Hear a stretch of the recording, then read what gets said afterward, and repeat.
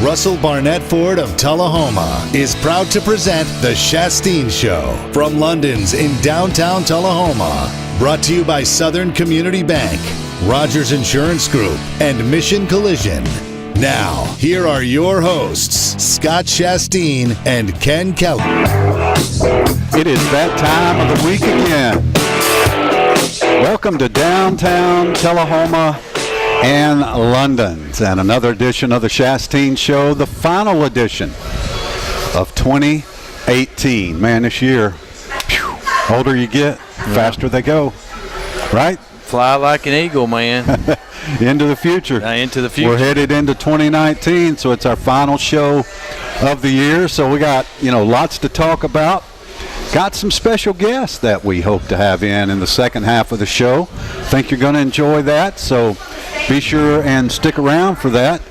I want to start off by telling you that East and West are squaring off in basketball tonight down at the high school. First game tipping off about right now, so you're excused and you're forgiven if you go down there and support those young people and watch East and West square off. Ken, you went to West. West is best. East is least. Well, the least of East can beat the best of West. Oh, there you go. You know that, right? Absolutely. Okay, that's why we got a little rivalry going on there. So who dominated the series on the boys' side when you were in what was then junior high school? I tell you what, man, our eighth grade year, Coach Leroy Jackson coached our team, and Coach Rickman coached East, so those guys were very competitive. Coach Jackson being an ex-Marine, military. We ran more than we actually shot a basketball, but I specifically remember even the score of that game. Coach Jackson took us during the girls' game. We did not get to watch the girls' game.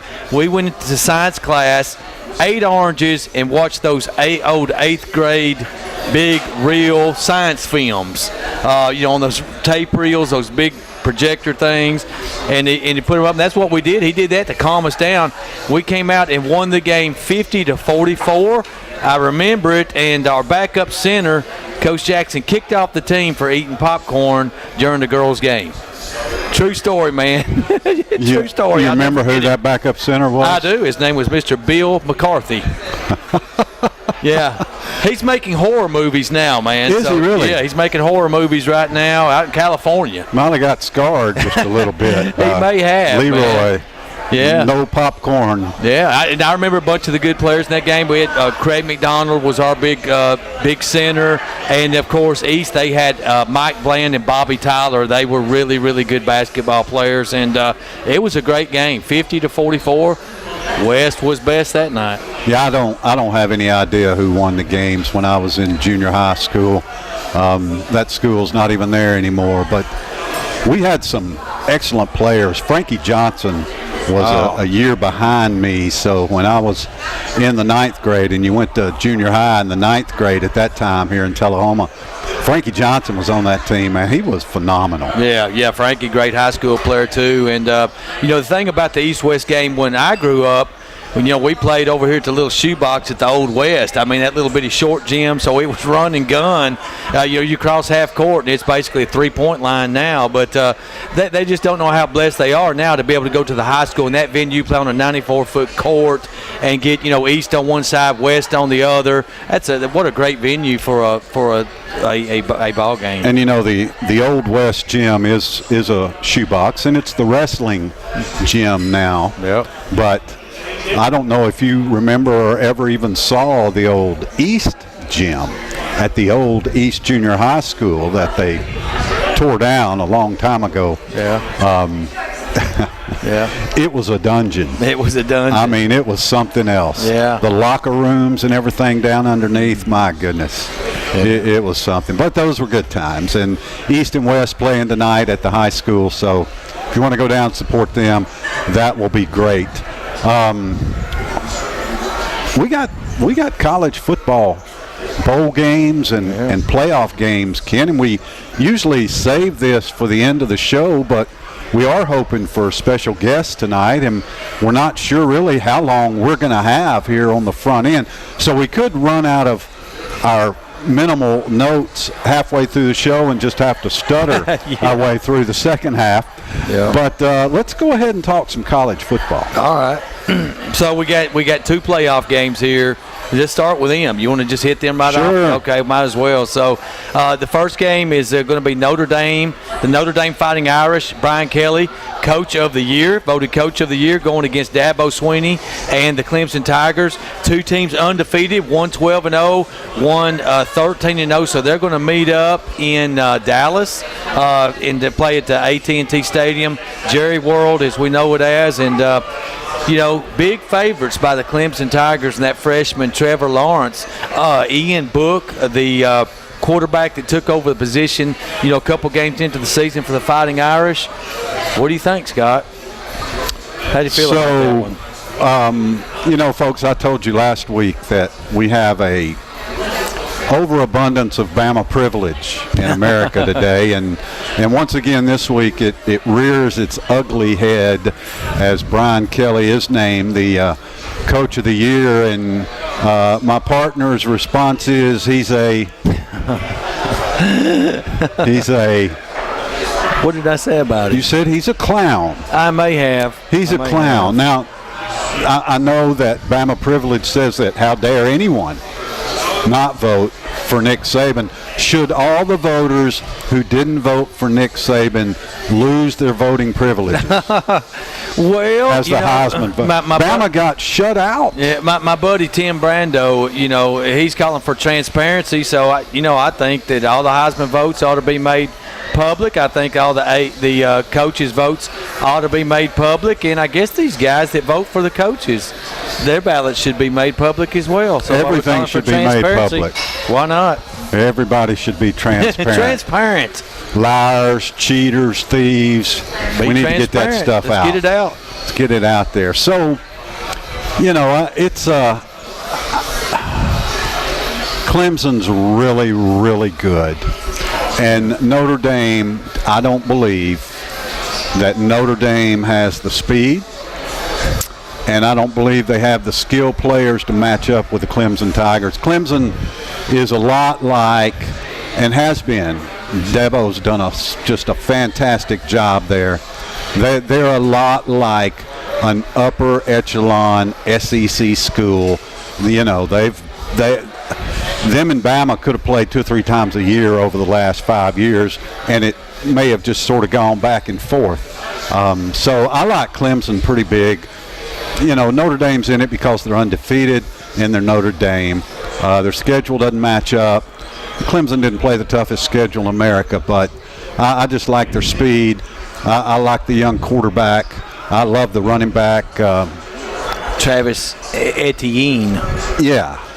Something like that. Yeah, he's really good. So I like Clemson to beat Notre Dame. What's the line on that? That's probably I would imagine. Points. Yeah, I was going to say that's a 10-point line. Yeah, I don't know, man. This could get a little tricky. The last time they played, I think they played a great game that went down to like the last play a couple years back. But as you said, the big matchup in this game is going to be that all-star defensive line for Clemson, which is probably the best in the nation. I think they've got 3 or 4 guys up there. It's going to be NFL draft picks, a couple of them possibly in the top 10, against the offensive line of Notre Dame. Can Notre Dame block that defensive line of Clemson and give Ian Book time to throw? Because Notre Dame does have some good players. They had a great season at 12-0. On the other side of that, I worry about how Notre Dame's defensive backs is going to match up against the skill players for Clemson. I think that's really what you were pointing out. A lot of speed, a lot of depth. Yeah, how do you match up? T. Higgins. Yeah, T. Higgins. Amari Rogers. Justin Ross, the number 1 player out of Alabama last year. Etienne, the running back for them. And Trevor Lawrence just got a big-time arm. I like the way that kid's playing. The limited times I saw him this year, he's been excellent. But I think Notre Dame's going to keep this game close. I think most people are predicting a blowout. I think on paper it should be a blowout. But, man, I think the luck's going to be with the Irish here, and I think they're going to keep this game close. I'm going to say it's going to be a one-score game, maybe 7 points, 31-24 range, something like that. There you go. Ken Keller says take the points. Take the Irish and the points. Yeah, everything tells me it's going to be a blowout, but for some reason I get in here tonight and say, hey, it's going to be closer than the experts think. Well, there's a reason why they play. That's right. And if what we thought up front always happened, there would be no gambling on sports. Yeah. But it doesn't. But I do like Clemson to cover. They're just too much speed. Just too much speed. And Clemson, they've been there. I mean, they're a staple there. They're second only to Alabama in being a staple in this playoff thing. They know what it takes. They know what having this month is all about. I look at Notre Dame as sort of, maybe if this game was in a couple of years, maybe they would have some experience in this scenario, but just too much Clemson Tigers. I'm trying to tell myself that this Notre Dame is nowhere near the 2012 team, that they're much better, that they won't get exposed like they did in the national championship in 2012. You know, and maybe Notre Dame has a psychological advantage here because everyone's saying that they should be blown out, that they don't belong, that Georgia should have gotten in instead of them. And so we're going to see if Brian Kelly can earn that Coach of the Year award. And you know what? I'll come on here in the show in 3 weeks if Notre Dame beats Clemson, and I will say to this camera and to the audience that Brian Kelly deserved Coach of the Year if he can beat Dabo Swinney. How about that? Strong words from Death Star. There you go. You can't tell all my secrets, man. It's Monday night at London's, and that means steak night. We've got a nice crowd here. You are more than welcome to come down, have one of these nice New York strips or fillets. Tell you what, we had one on the air a couple of months ago. It was fantastic.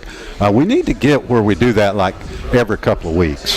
You think London's would give us steak every couple of weeks? Talk to Cousin Joseph and see if we can make that happen. They got family connection over the holidays. Give him a little something. That's right.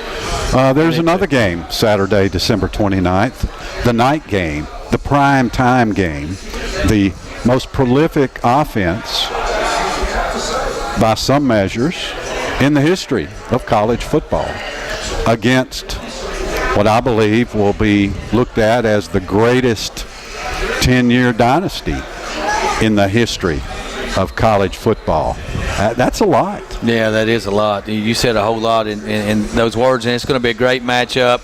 You know, Oklahoma beat Alabama in the Sugar Bowl in 2015, the last time these two teams met, and they are led by Heisman Trophy winner Kyler Murray. And he has lots of weapons. You know, I was watching some tape on the Oklahoma offensive line. There's some big, strong boys. They look like them old Nebraska Cornhuskers of old. They got some really good blockers. So I think Alabama's defensive front is going to find that the Oklahoma offensive line is going to fight to protect their quarterback. So Alabama's going to have to dial up some blitzes. The big matchup I see in this game right here, defensively for Alabama, will be linebacker Dylan Moses, number 32, spying Kyler Murray. I think Alabama's got to take his legs away and make him throw the football and show perhaps why he won the Heisman Trophy and is justified in winning it. Well, he won it because of his throwing and his passing and his ability to outscore those pathetic defenses in the Big 12. He's not seen anything like what he's going to see next Saturday when Alabama starts coming after him. Your big nose guard, Williams. Kyler Murray's seen nothing like that. He better get rid of that ball quick. Those running backs have seen nothing like that defensive line and linebacker core that's going to be coming at them. I've enjoyed watching Oklahoma this year. I've watched them enough. I've watched them more than I've watched Alabama, to be honest with you, because they have more competitive games than Alabama did. Watched both games against Texas. I think that's the best team Oklahoma played this year was Texas. They split with them. Texas got some really good athletes, good speed. Nothing like Alabama. Talk about knowing how to respond in this type of scenario. Oklahoma's been here. They haven't fared so well. I just think it's Clemson and Alabama. I think it's been Clemson and Alabama all year. They've been the best two teams all year. Georgia had their time, but they couldn't win the game they had to win to be here. So Alabama and Clemson, it seems like it's almost getting like the Warriors and the Cavaliers in that, boy, you can just default to Alabama and Clemson every year. Before the season starts, you pick them two to play for the national championship. Odds are you're going to hit one or not, if not both of them. I probably picked them to play for the national championship before the season started, and that's who I think plays for the national championship this year. Well, I think that's a pretty good call there, partner, and I think you're right. If we went under the old BCS system that simply used the computers, the different formulas that they put in for the top two teams, no doubt about it, Alabama and Clemson, the best two all year long, you could have scrapped the playoff this year and just put those two against each other. The big questions in this game is going to be the health of Tua Tagovailoa, the quarterback for Alabama. Jalen Hurts led them to a touchdown victory over Georgia. Alabama, speaking of Alabama, when Tua went down in the third quarter in the Georgia Dome, so Mercedes-Benz Stadium. So it's going to be a great matchup. I'm looking to see if Tua is going to be completely healthy. On the other side, number one target for Kyler Murray, Marquise Hollywood Brown, big-time wide receiver. He got a little banged up, too, and had to go out of that Big 12 championship game against Texas. So Oklahoma's got weapons on offense, but how's their defense going to hold up against Alabama? I think Oklahoma can score 30 points in this game, 30 to 34 points. They're the best offense Alabama's seen by far. Alabama has seen NFL wide receivers in the Ole Miss Rebels. A.J. Brown, I think, is just as good or better than Marquise Brown. Oklahoma has some capable running backs, big offensive line. But the key to this game for Oklahoma, if they want to keep it close, their defense has to show up, and they got to hope Alabama's quarterback goes down early. Tua is not healthy in this game. And then bring Jalen Hurts in. And then they're going to have to stop the rushing attack. So I think there's a really good chance that Alabama's going to play two quarterbacks in this game. I don't know what the split's going to be there. If Tua is healthy, they're going to start him out. I'm going to pick Alabama to win this game 45 to 32. 13 points. I think the spread's 14. And you've also failed to mention the Butch Jones factor. There you go. Yeah, Butch has got a factor into this game somehow. Yeah, so he'll have a lot to do with the outcome, no doubt. I like Alabama 52-34, so we're not too far away. Yeah, pretty close. Yeah. Football's just gone this way, and that's where we're at with college football now. More and more games you're going to see in the 50s and 40s. That's where we're at, Alabama, Clemson. Let's take a break. We'll come back, talk a little Titans, talk a little Vols, and I hope that our special guests walk in so we can feature them in the second half of the program. Driven by Russell Barnett Ford of Tullahoma, live at London's. It's the Shasteen Show, 93.9 The Duck.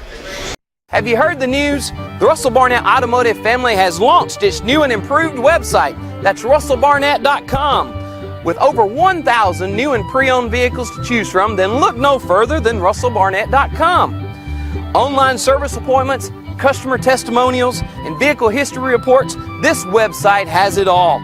We're the largest Middle Tennessee family-owned dealership with 5 locations to choose from. russellbarnett.com, and why buy anywhere else? Builder Supply in Tullahoma is your one-stop for all the building materials you need for your next project. Their paint center has a full line of Benjamin Moore paints to brighten any room. Trust the experts, Bubba, Joe, and the gang at Builder Supply, 301 South Atlantic Street, Tullahoma. Sample Family Restaurant in Estill Springs is the place to go when you're hungry for good country cooking. Open 7 days a week, 7 a.m. to 2 p.m. and Friday nights, 4 to 7:30, with Friday night trivia starting at 6:15. Breakfast is served all day, every day at Sample Family Restaurant in Estill Springs. Think there's only one way to earn a college degree? It's time to explore your alternatives at Motlow State Community College. With our diverse degree options, a variety of course formats, and convenient locations, students can customize a college experience to fit any lifestyle, budget, or schedule. There are countless ways to get the education you need.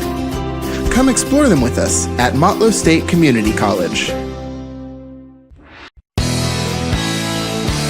You're watching The Shasteen Show, presented by Russell Barnett Ford of Tullahoma on LightTube Channel 23 and 93.9 The Duck. Now back to Scott and Ken at London's in downtown Tullahoma. We need sunshine, and we need no rain. Bad. Yep. Them leaves got to dry up, man. Got to dry up. Welcome back to the Shasteen Show. We're live at London's, our final show of 2018. So if we get backed up too much at the end, Merry Christmas, Happy New Year to all of you. We'll see you back here January 7th, National Championship night, I believe. Yes, that sounds great. Should be good. Okay, real quick, Motlow Bucks and the Lady Bucks both lead the conference in basketball. Both of them are undefeated in the conference. Wow. And they're going to play at home tomorrow afternoon, a rare afternoon game at Copperweld Arena. 2 o'clock tip-off for the Lady Bucks, 4 o'clock for the Bucks. So if you're off or you're out or whatever, play hooky from work, go out and check them out. Admission is free. So yesterday, Tennessee, the number 3 ranked Volunteers, go to Memphis, take on Penny Hardaway's Memphis Tigers. Tennessee won that game 100-92 or 88 or something like that. Vols led most all the way, and that's a great story. That's a rivalry game that needs to be played. Next year they'll play in Knoxville.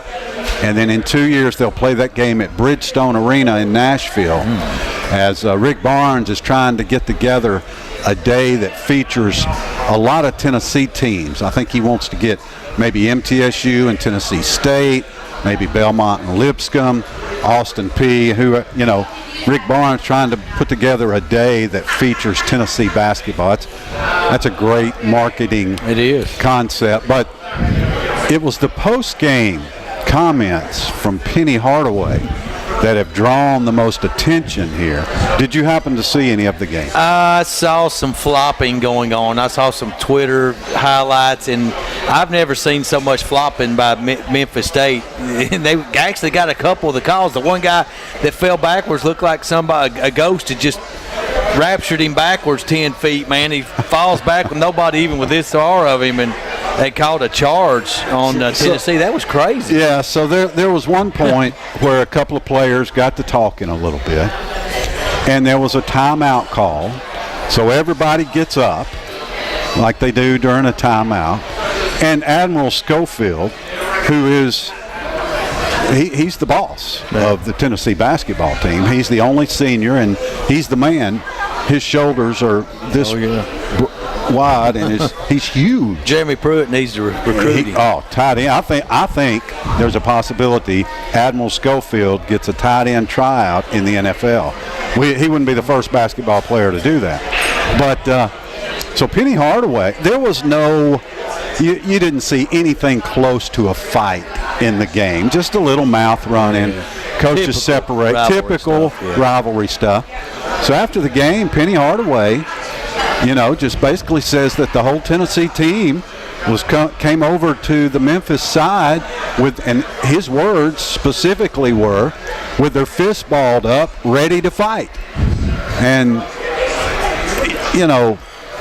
it was a really bad look for Penny. Yeah. Really bad look for that Memphis program. Memphis is known throughout the years for, especially when they're at home, that's a rough style of basketball. You better go in there and play physical if you want a chance to win. Tennessee did that. They did it with class. And Penny Hardaway way off base. Need to focus on your team. I think you're 5-5 now. Vols are 3rd in the country. It'll be a lot of fun next year when the Tigers roll into Knoxville. That's what this game needs. College basketball doesn't need any fighting. I'm not suggesting that. But college basketball needs rivalries.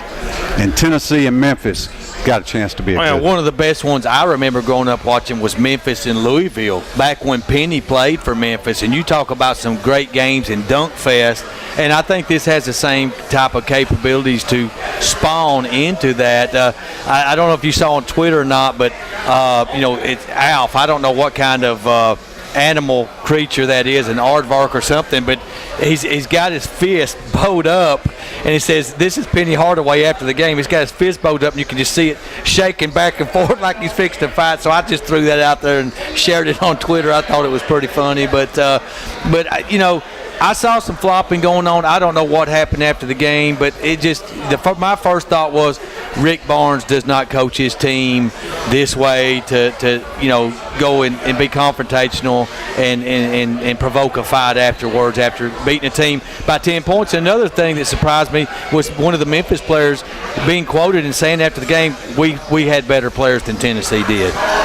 Maybe so. Yeah, they said we had better play. Well, you lost by 10 points, so don't make those kind of statements. Yeah, man. maybe so. Maybe Memphis has got much more talented players than Tennessee, but I don't know. I think it would be fair to say that the Vols have the better team. Yeah, I think and it is a team sport. Yeah, I think the Vols got the better team, and the Vols got the better coach. Penny, you can play all the NBA basketball you want, but when you get into coaching, it's a whole different animal. Get crunch time, and you get them close games. Rick Barnes outcoached him. But he coached Memphis East to a high school state championship last year, Ken. Yeah, that's all right. Yeah. There's not much difference between high school and major college Division I basketball. Yeah, Rush Probst down in Hoover did pretty good too, but I don't see any colleges knocking on his door yet. Well, I think Penny is good for Memphis basketball. I think it was a great hire. Yeah. I think he will develop into an outstanding coach. He'll go on to the NBA and be a fine coach, but he's got a long way to go when it comes to post-game press conferences against the rival school who just came into your building, strong-armed you, beat you down on the basketball court, and is third in the country. You need to just take that whipping and go on. I like it. I think somebody needs to caption that for the marketing department in Tennessee. Take send that it down to Memphis. What do you and think, go Stan? on. Get back to practice. There you go. I know Vol fans are already looking to the matchup next year then in Knoxville, so that thing's going to sell out quick, man. All right, so we got a couple minutes before we take a break here. Let's talk a little NFL football. How about them Titans? Yeah. The last time the Titans pitched a shutout, we had just come off Y2K. Yeah. Okay, the last time the Titans pitched a shutout, 9/11, had not happened. It was 2000. Yeah. The last time the Titans pitched a shutout, almost nobody had a cell phone. That's crazy. I mean, 296 games, I want to say, since the Titans pitched a shutout. And I don't know where or what was going on for the first 11, 12 games of the year, but whatever they're doing now, which is what you've got to do in December and January in the pouring rain and this and that to win, man, they're doing it. Derrick Henry has just been awesome. The offensive line has been awesome. And Marcus Mariota has not been making those critical mistakes that were killing the Titans 3 or 4 games ago. Yeah, running the ball and playing defense. Derrick Henry set a franchise record last 2 games, 408 yards. Breaking Earl Campbell had 405. For the old Houston Oilers, but 408 in 2 games, 6 touchdowns. Hey, how do you win a bad weather game? Run the ball, play defense. And I think essentially that the Titans defense cost me a fantasy football championship appearance because I started Saquon Barkley yesterday over Derrick Henry. What a mistake that was. Saquon Barkley, well done. 31 yards in the game rushing. Derrick Henry goes off 2 more touchdowns and runs wild and made some excellent runs there. So the Titans now 8-6. They're within striking distance here. They are trailing the Indianapolis Colts, setting up a big game the last game of the season. I think they're tied at 8-6. The Colts win a big game yesterday. They blanked my Dallas Cowboys 23-0. And has there been 2 more impressive wins back-to-back all year than what the Colts have just done? Beating last week the Texans, breaking their 9-game win streak, then shutting Dallas out, who had won 5 in a row. Titans going to meet a hot team here in a couple weeks, but they got the Washington Redskins first. Redskins beat the Jaguars. Titans, don't overlook them. You got them Saturday, short week. Keep doing what you're doing, get the win, so you make that last game mean something. Yeah, 3:30 Saturday afternoon on the NFL Network. Yeah. I wonder if one of the Nashville stations, they're usually ABC will I hope somebody picks that up and we can watch that game.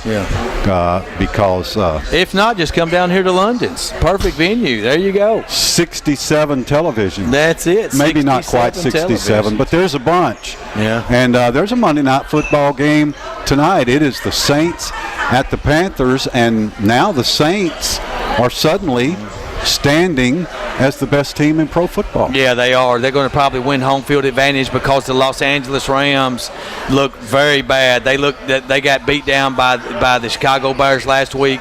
Last night they get beat on their home field by Nick Foles, who's subbing for Carson Wentz, who's out for the year with a back injury, and they get whooped in Los Angeles. So don't even want to talk about that. I started Jared Goff last night just thinking he was going to have a bounce-back game after them 4 interceptions against the Bears, and he threw for 354, but 0 touchdowns. So I need a big game out of Christian McCaffrey tonight. If McCaffrey, I'm 1 point behind. If McCaffrey can outscore Cam Newton tonight, I go to the championship game in my fantasy football league. I need a big game out of Alvin Kamara.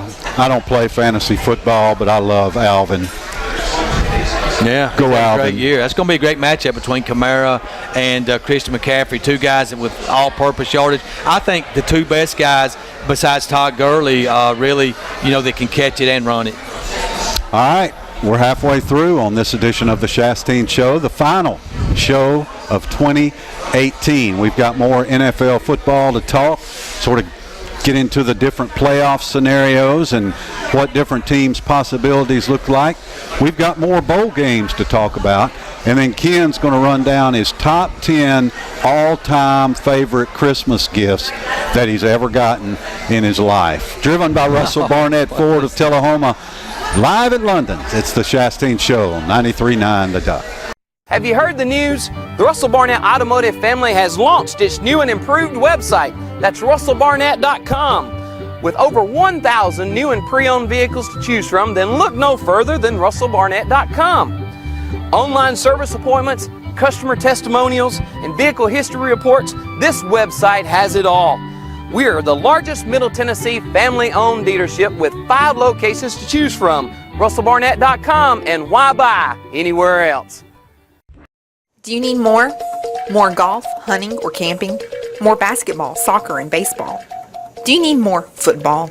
Do you just need more sports? LightTube's digital sports tier has more sports. Offering 12 additional sports channels for only $3 additional a month? What are you waiting on?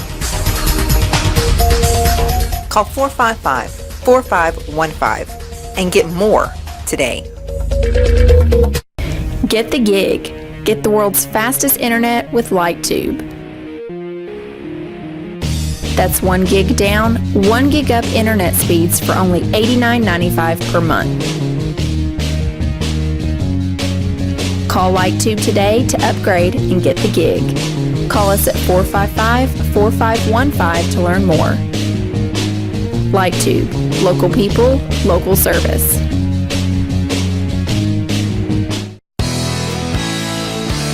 You're watching The Shasteen Show, presented by Russell Barnett Ford of Tullahoma on LightTube Channel 23 and 93.9 The Duck.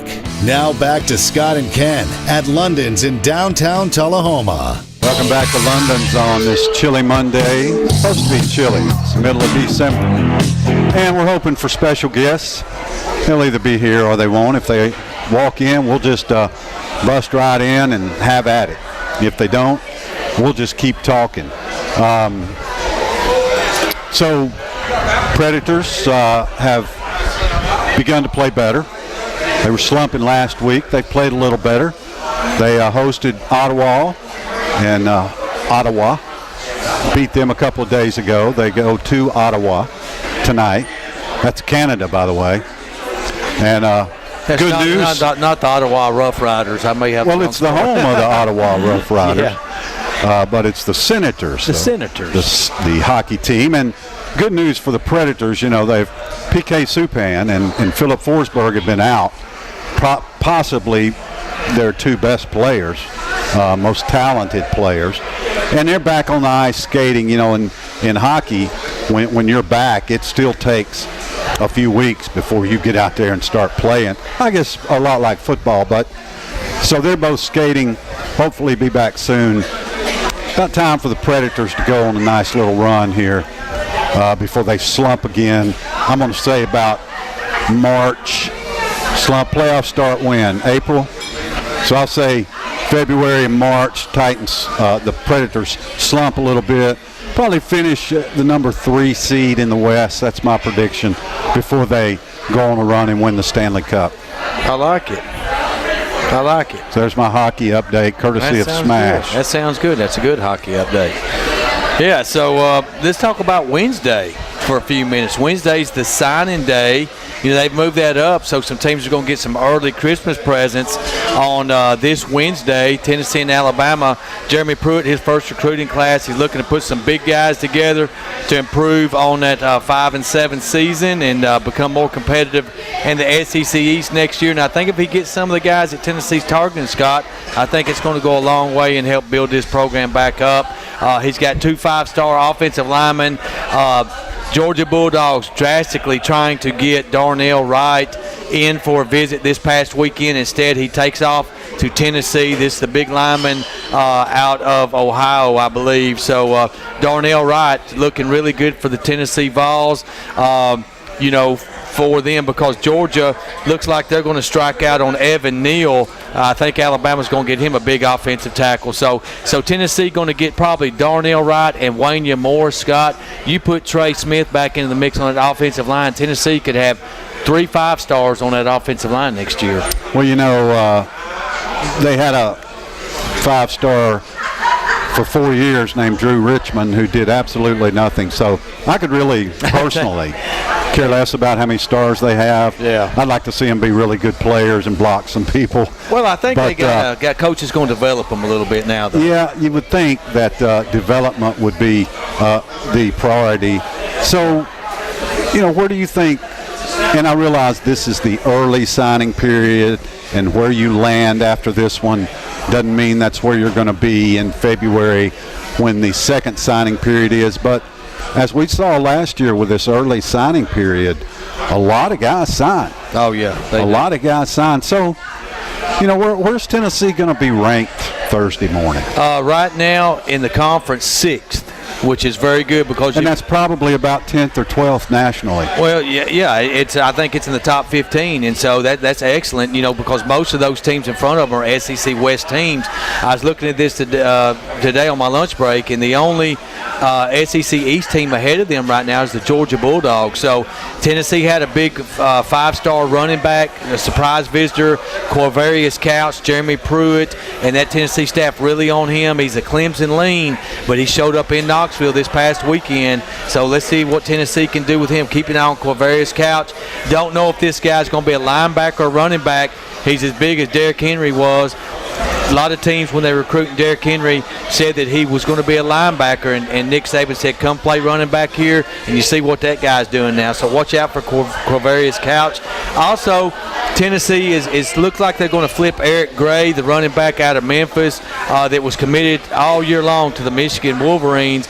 4-star running back Eric Gray, another big get probable for the Tennessee Vols. They're also courting 4-star wide receiver Jalen Ellis. They need some more playmakers and some burners on the edge.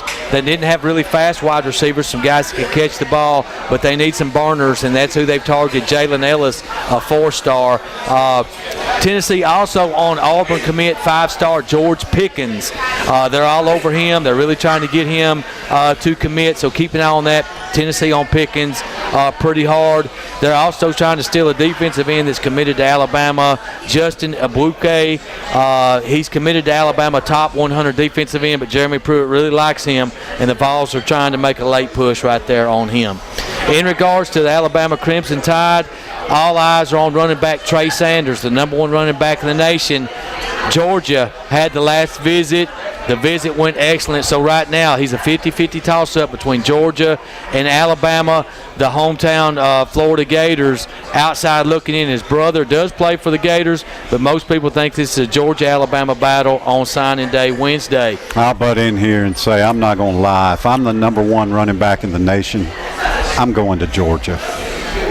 I'm going to Georgia. There you go. Because I think they feature running backs better than Alabama does. Yeah, look at Nick Chubb and Sony Michel, what they're doing. So, I mean, they're doing a great job. Isaiah Swift, Crowell.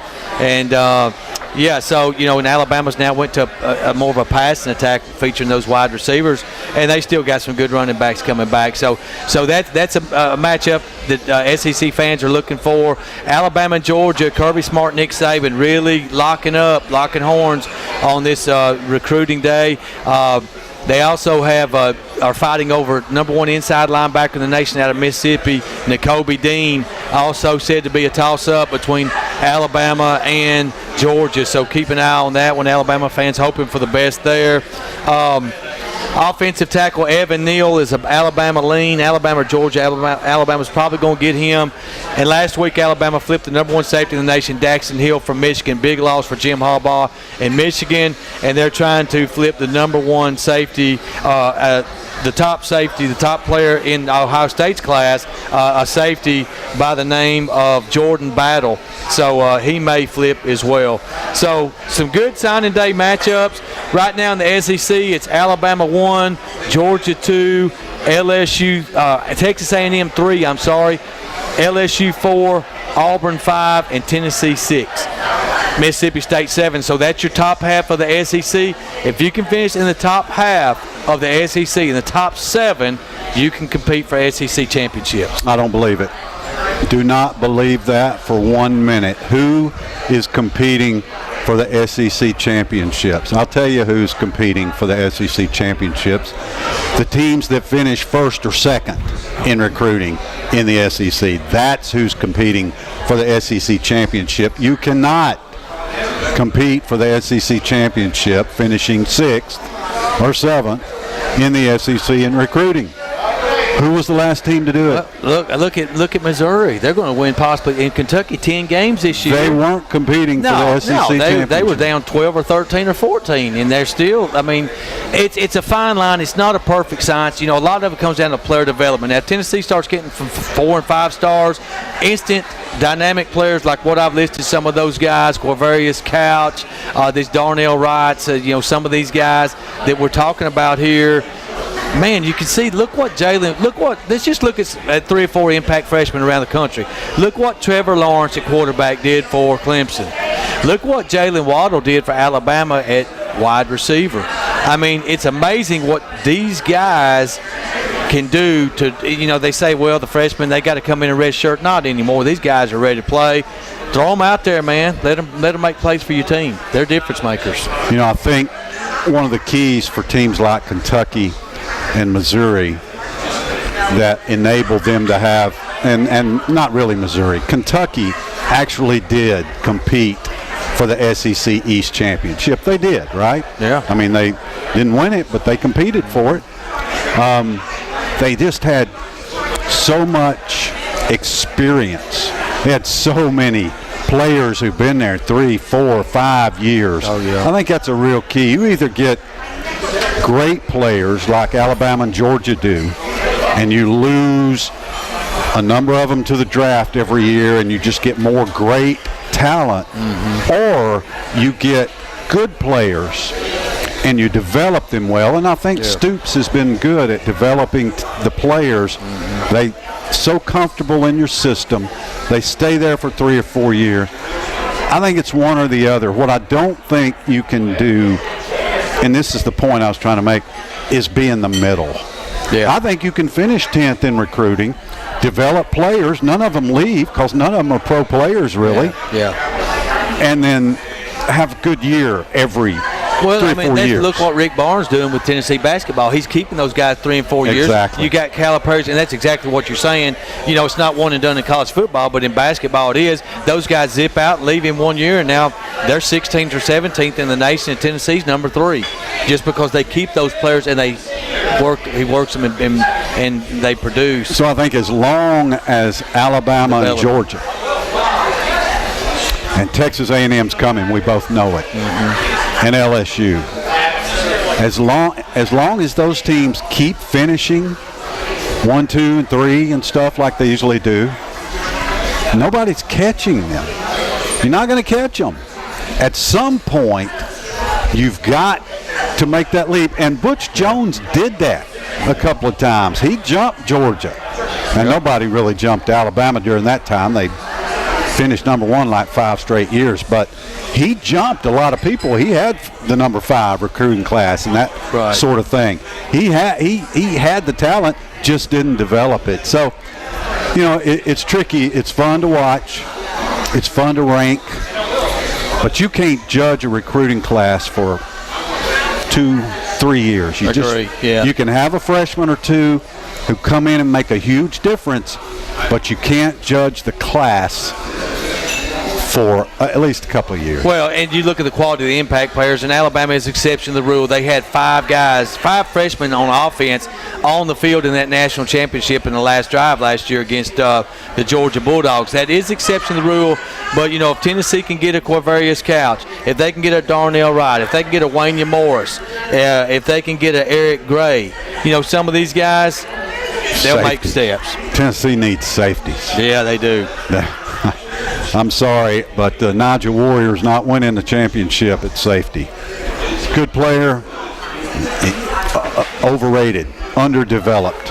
And we'll see. Maybe a year in Jeremy Pruitt's system. Yeah. A year in the weight room, summer in the weight room.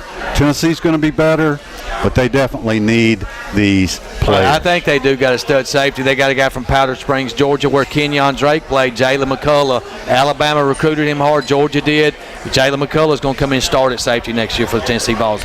That guy will make an impact. Mark it down. One more segment to go in 2018, driven by Russell Barnett Ford of Tullahoma. We're live at London's. It's the Shasteen Show, 93.9 The Duck. Trucks, and more trucks. Keith Barnett here with the Russell Barnett Automotive family, and we have your next truck. From the Ford F-Series, the Ram, Chevrolet, or the GMC, then look no further than the Russell Barnett family. With over 350 new and pre-owned trucks to choose from, now is the time to buy. Stop by one of our 5 locations. That's Russell Barnett Chrysler Dodge Jeep Ram, Chevrolet GMC, Ford of Winchester, and Russell Barnett Ford and Kia of Tullahoma, or visit us on the web at russellbarnett.com. Why buy anywhere else?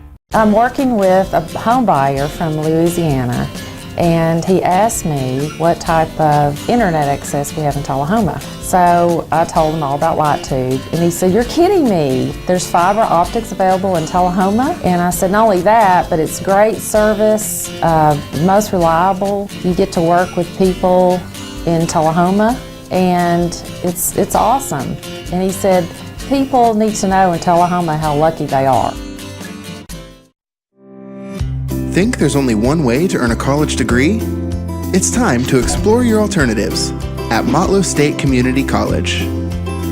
With our diverse degree options, a variety of course formats, and convenient locations, students can customize a college experience to fit any lifestyle, budget, or schedule.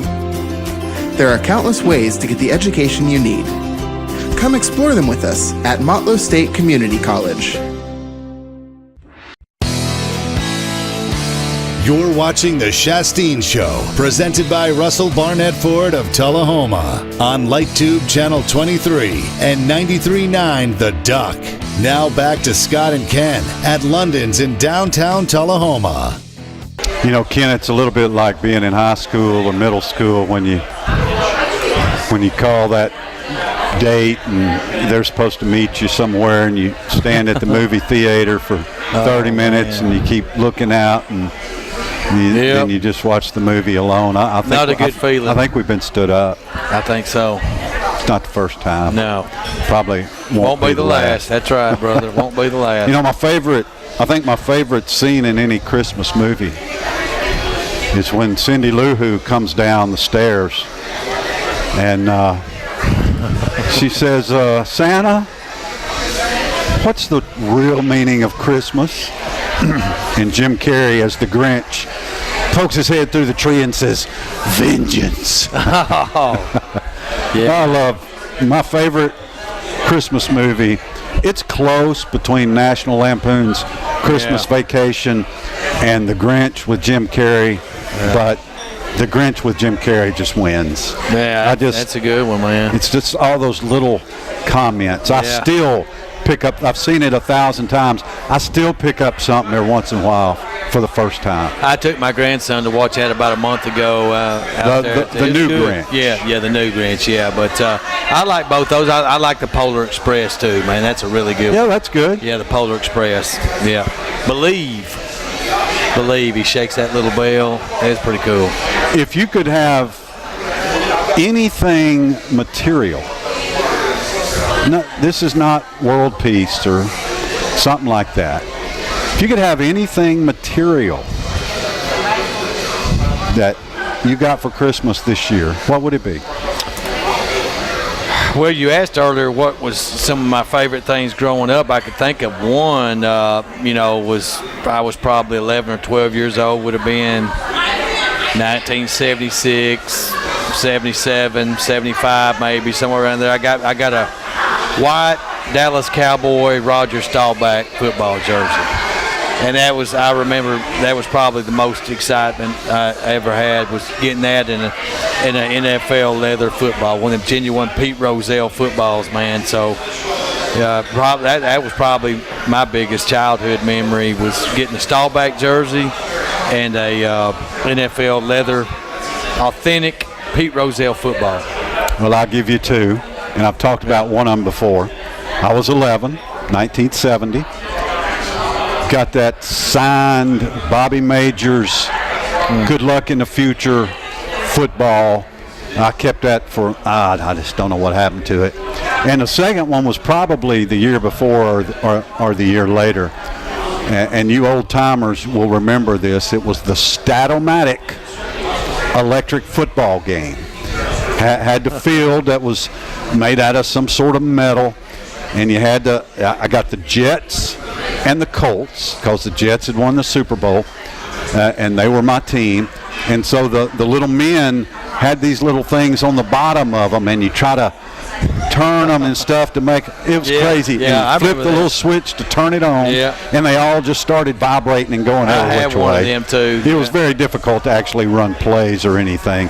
And you had a little bitty felt football that you would put in a quarterback's hand and pull that hand back and let it go. Yep. And you had to hit the receiver. I think I had one of them, yeah.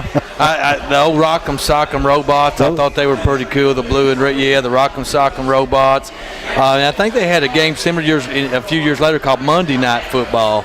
And I think I had the Cowboys and like the Redskins. That was a big rivalry, and they were a little bit more bigger figurines. They would move a little bit faster, so you saw them old toys like that's worth money now, man. Now, people just throw them away. You can immerse yourself in virtual reality and play, and you're just there. Yeah. I mean, it's just unbelievable. Yeah. I didn't play with train sets and race car sets growing up, man. It was football jerseys, footballs. Me too. Kick and tees. I wanted to kick and tee a football, go out in the yard, just kick and punt all day long. Did have the Hot Wheels track that had the circle on it. Yeah. Spin those Hot Wheels. That was cool. Yeah. It's Christmas time. A little reminiscing here. Maybe you had some of those toys. You've got a lot of good toys coming up because the football gets fewer, but hopefully the quality of the games gets better. A lot of bowl games are actually not very good. Well, the MTSU game, they got boat raced the other day. Yes, they did and that's exactly my point. A lot of Appalachian State, man, that's a good football program right there now. I think Tennessee should look at playing that team. Yeah. That's a tough opponent. Well, they played them about 3 years ago and got took to overtime, I think. That's First game of the season. Yeah, you're right. Was that Bush this Jones year? era. About 3 years, Bush Jones era there.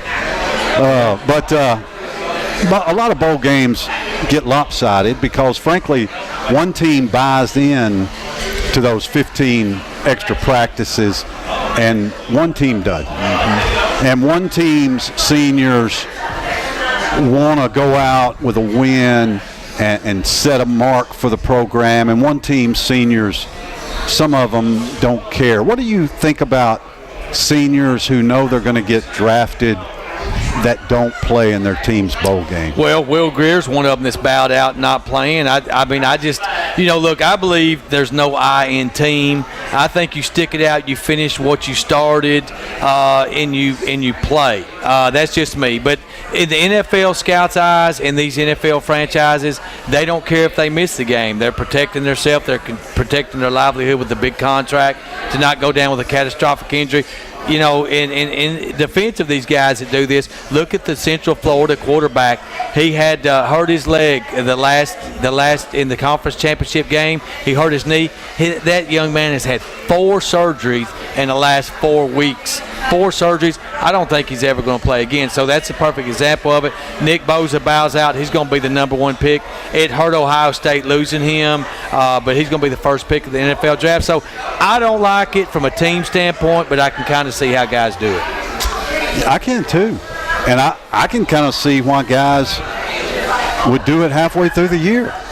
I can even more so see it why basketball players would do it. These one-and-done guys at Kentucky and everything, I mean, I'm playing about 5 games, and I'm like, that's it for me. Yeah. I'm going, I'm top 10. I mean, we're talking millions and much more so in the NBA than the NFL, but I don't look bad on those guys that do it. It's just a personal choice.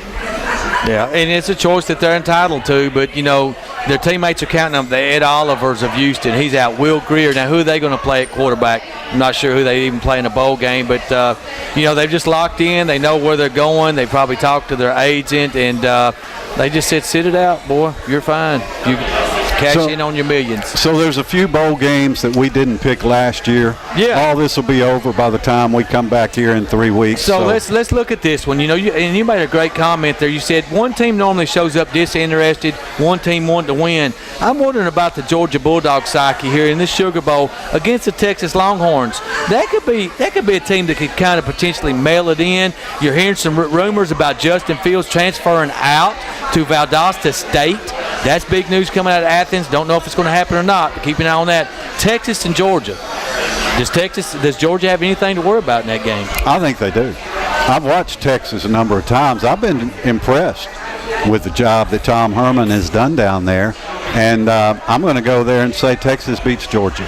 Wow, that's an upset of the bowl season. I think they very well could. I'm going to take Georgia in a close game, but I think Texas is going to scare the dickens out of them. I'm with you on that one. I think that'll be a fun game to watch. Yeah. Chick-fil-A Bowl in Atlanta. This is a great matchup. Dan Mullen and the Florida Gators against Khaki Pants Jim Harbaugh and the Michigan Wolverines. Who do you like? I think Michigan's down in the mouth.